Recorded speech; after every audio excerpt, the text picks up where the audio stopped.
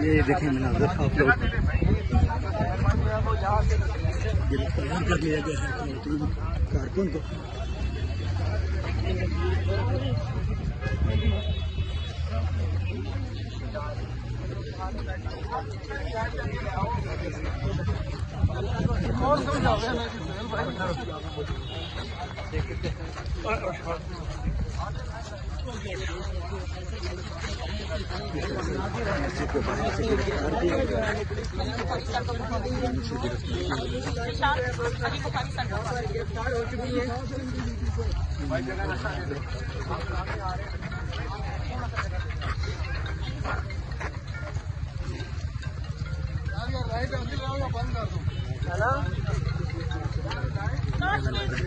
बच्चों को इस तरह की खाने के बजाय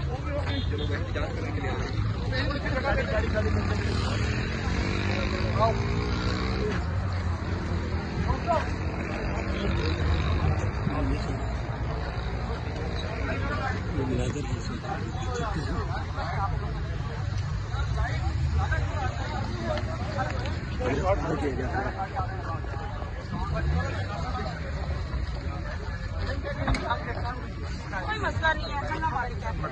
तो करते रहिए, मुल्क ही निकल, हम तो